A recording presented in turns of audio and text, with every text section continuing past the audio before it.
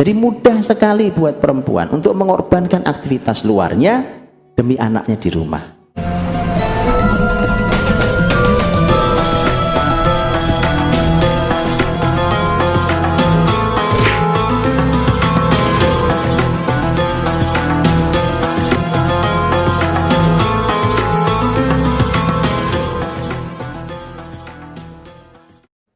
Saya berikan umpamanya beberapa aktivitas ya.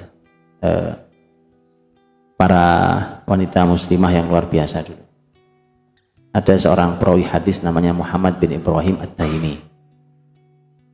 Perawi hadis yang satu ini, Bapak Ibu, itu alaihi madar riwayah hadis innamal a'malu binniyat. Jadi hadis innamal a'malu binniyat itu pusaran riwayatnya di beliau. Di pusaran riwayat itu di beliau. Walaupun nanti bercabang itu di pusarannya di beliau. Jadi ini Masya Allah, artinya setiap ini kan ilmu innamal a'malu binniyat ini kan hadis terkenal ya Pak ya. Kita boleh tidak hafal hadis lain, tapi hadis ini kita hafal. Innamal a'malu binniyat. Masya Allah, antum kebayang nggak pahala besarnya orang yang disitulah pusarannya riwayat. Dia ini cerita tentang ibunya.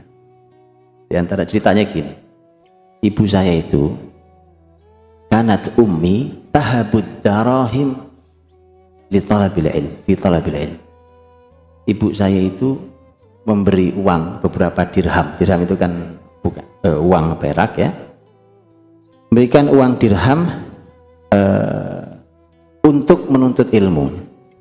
Jadi artinya kalau belajar gitu, kalau dulu waktu saya kecil belajar gitu ya kan, itu ibu itu suka memotivasi dengan ngasih beberapa dirham.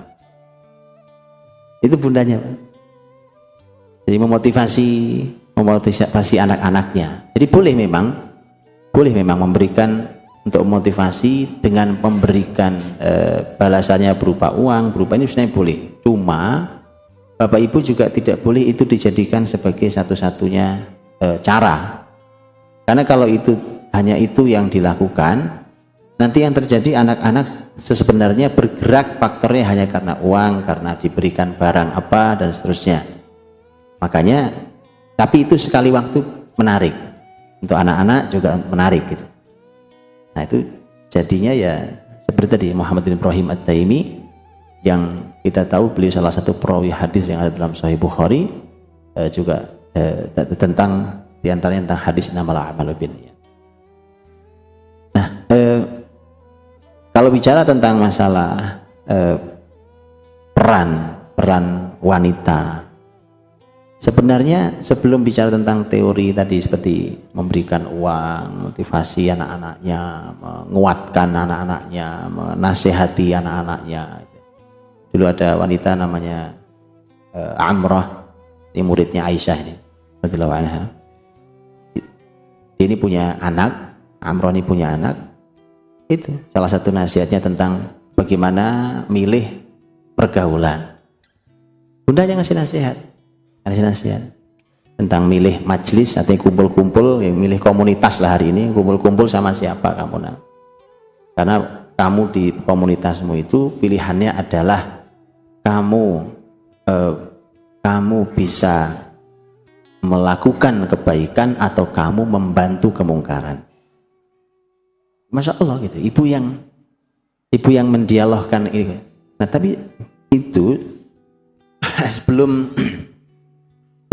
sebelum bicara tentang peran-peran itu, memang para wanita memang harus memposisikan diri dulu yang benar posisinya. Cara pandang kita bahwa wanita itu hebatnya di luar rumahnya itu harus dibenahi dulu. Selama itu belum dibenahi, nanti tetap aja kita akan kepentok dengan banyak sekali masalah yang susah diselesaikan. Saya kasih contoh. Saya ditanya di forum begini tentang bagaimana Ustadz kalau satu rumah tangga ayahnya kerjanya jauh, jarang ketemu anaknya, apa yang harus dilakukan? Bayangan saya simpel lah, ini gampang ini. Jawabnya gampang karena memang kaidah di Quran ada, di hadis ada, jelas itu. Di dalam contoh salafus soleh ada. Tapi ternyata pertanyaannya nggak berhenti. Terus begini Ustadz, ibunya juga nggak di rumah. Nah lah ini repot saya jawabnya. Saya bilang kemana ibunya? ibunya kerja saat berangkat pagi pulang sore, bapaknya jauh jarang ketemu, ibunya pun tidak di rumah. Saya bilang lah kalau ini saya bingung jawabnya. Saya jawabnya. Tadi saya sudah siap-siap jawabannya kan, memang ada. Karena Quran menyampaikan tentang kisah Ibrahim kan. Ibrahim dengan Hajar di lembah Mekah meletakkan Hajar dan Ismail di surat Ibrahim itu, juga di surat Al-Baqarah. Begitu diletakkan kan Ibrahim pulang, pergi balik ke negeri Syam. Betul kan? Berarti artinya ada contohnya, ada potretnya.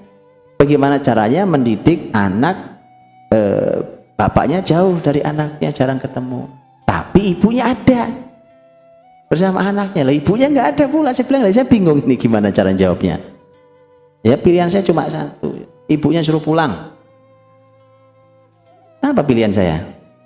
Kalau ibunya tidak mau pulang, ya sudah, Anda harus siap nanggung resikonya. Anda tidak akan mungkin tidak terlalu dengan hasil anak itu nanti tidak terlalu nyaman hasilnya anak. Ya udah, mudah-mudahan kalau enggak kasih aja ke orang lain kan. Anak itu kasih ke orang lain yang memang bisa mendidik anak dengan baik. Gak ada pilihan lain sudah. Kalau ibunya tidak ada, makanya harus diselesaikan dulu tentang cara pandang yang benar seorang wanita dengan posisinya di rumah. Itu selesaikan dulu Pak. Dan itu PR nggak gampang loh hari ini. Begitu nanti sudah terjebak dalam arus begitu itu nanti akan ada dilema-dilema yang rumit kayak begini nih. Makanya mari kita putus mata rantai itu. Baik, ajari putri-putri kita. Saya sering katakan begini, silahkan Pak Bu, didik putri-putri Anda sampai setinggi-tingginya ilmu, tapi sampaikan ke dia tempat paling mulia di rumahmu nak. Nanti di rumah suamimu itu tempat paling mulia buat kamu. Begitu. Itu harus diajarkan di anak-anak. Terus disuntikkan ke anak-anak ini supaya terbentuk, oh ini yang mulia. Jadi mudah sekali buat perempuan untuk mengorbankan aktivitas luarnya demi anaknya di rumah. Karena kan lihat hadis Nabi, semua kita juga hafal hadisnya. Kullukum ra'in wa kullukum mas'ulun an ra'iyati. Fal imamu ra'in wa mas'ulun an ra'iyati. Ya kan? Warrajulu ra'in fi ahlihi wa huwa mas'ulun an ra'iyati. Wal mar'atu ra'iyatun fi baiti zawjiha wa hiya mas'ulatun an ra'iyatiha. Lihat, dan wanita itu punya tanggung jawab di rumah suaminya. Kalimat rumah suami itu pelajarannya banyak Pak, kalimatnya Pak. Di rumah suaminya gitu. Ini juga ada PR. Kalau bisa, kalau nikah suami istri berarti kan seperti ada sinyal anjuran Nabi, tinggalnya di rumah suaminya. Begitu bunyi hadisnya kan? Wal mar'atu mas'ulatun an baiti zaujiha. Rumah suaminya. Iya, Masya Allah. Jauh lebih, ini tentu keadaan-keadaan tertentu ya. Kadang-kadang ada keadaan-keadaan yang mendesak, orang tuanya mungkin sendiri sudah tua, nggak ada yang ngurus, mungkin ya lain cerita. Tapi kalau dalam keadaan normal-normal, Masya Allah, antum tinggal di rumah sang suami ini ya, walaupun mungkin ngontrak Pak, dengan rumah yang tidak terlalu besar, jauh lebih mulia itu ya. Jauh lebih mulia Pak. Yang begitu itu juga harus diajarkan konsep ini. Nah, ternyata wanita punya tanggung jawab di rumah suaminya. Jadi apa yang dimaksud? Jadi di antara tanggung jawab wanita ternyata mengurusi rumah suaminya.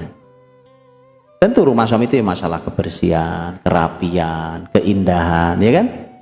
Iya. Itu. Nah, berarti kan kalau sudah demikian, apa gunanya seorang perempuan sekolahnya tinggi sekali, rumahnya berantakan? Dia tidak tahu tugas mana yang lebih utama dalam kehidupan seorang. Ini saya sebut tadi, yuk diposisikan, yuk kita balik ke posisinya kita dulu masing-masing. Karena kalau kita belum kembali ke posisi kita masing-masing, nanti kita akan, kalau bahasa kita overlapping hari ini Pak. Ini tumpang tindih lah, ini ke sini, Pak. Ya, perusahaan mana yang mau berhasil kalau begitu caranya? Ya, kalau perusahaan tumpang tindih pekerjaan ya kan, lo bayangin aja Pak. Pak manajer ngerjain pekerjaannya OB, satpam ngerjain pekerjaannya manajer, berantakan perusahaan. overlapping semua tumpang tindih. Yuk balik sekarang, SOP-nya mana? Jelas ya, kan bahasa kita bahasa perusahaannya. Jelas nih. Sekarang tugasnya suami di sini posisinya, perjelas posisinya, istri di sini posisinya. Seorang ibu posisinya mudah, jelas. Wanita itu tempat paling utamanya di rumahnya. Baik. Wanita boleh kok keluar rumah, boleh. Punya penghasilan, boleh. Islam tidak pernah melarang. Bahkan ada sinyal-sinyal yang malah luar biasa di Quran.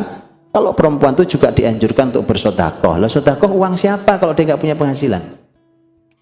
Betul kan? Kalau uang suami dia sedekah harus izin suami kok. Dia nggak bisa leluasa. Kalau mau leluasa uang dia sendiri. Jadi Islam tidak pernah melarang. Dan contoh tertingginya Ummahatul Mukminin. Langsung istri-istri Nabi SAW. Sebagian istri Nabi punya penghasilan besar.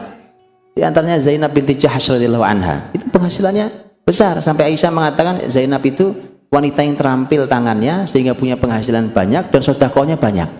Itu kalimat Aisyah tentang Zainab binti Jahsy radhiyallahu anha.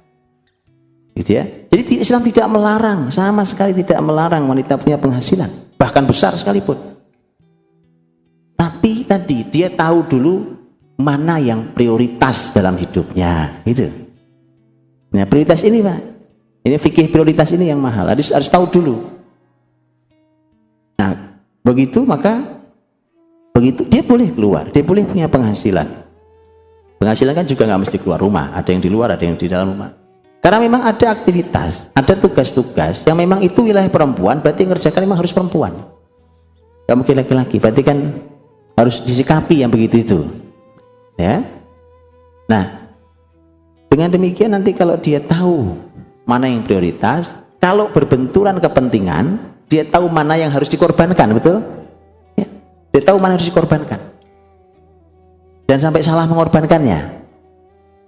Nah, kekacauan sistem zaman hari ini sebenarnya mereka sedang mencari konsepnya. Antum gak usah ikut-ikutan nyari, mau ada di kan? Biar mereka aja nyari, gak akan kemana-mana mereka Pak. Anjuran untuk sekarang perempuan mulai memperhatikan rumahnya, anak-anaknya, wah itu sudah di negara-negara non-muslim pun sudah kembali begitu. Biarin aja, mereka biarin aja ya kan, nah, sodorin aja. Antum gak usah ikut-ikutan sibuk nyari, ya kan? Karena Islam punya itu. Baik, nah yang begini teman-teman dirahmati Allah, Bapak Ibu berbahagia, mari kita tanamkan ini di generasi kita, di anak-anak kita. Ini kalau kita bahas tentang perempuan berarti di putri-putri kita, ajari seperti ini. Diajarkan konsep perempuan itu seperti apa, ya kan? Nanti mereka harus punya life skill tadi saya katakan, bahkan punya penghasilan, diajarkan. Ya, dan itu Islam punya panduan juga. Nah, baru nanti kalau 3 kemuliaan sudah diraih, dia tahu prioritas, dia tahu posisinya di mana, dia tahu tugasnya apa. Nanti namanya didik anak, mendidik anak dengan semua teori yang kelihatan rumit, insya Allah nggak rumit kan? Karena dia sudah punya modal. Kalau ibarat kerja itu modalnya sudah besar sekali, jadi insya Allah tidak akan sulit. Kesulitan kita hari ini adalah modal kita kecil, serba cekak mepet gitu Pak, itu susah. Ya, mari kita ambil dulu modal besar ini. Ya, tadi beberapa poin yang saya sampaikan tadi. Dengan itu mudah-mudahan bisa baru kita bicara tentang masalah konsep mendidiknya kayak apa, tugas perempuan di mana, bagaimana ceritanya dan seterusnya.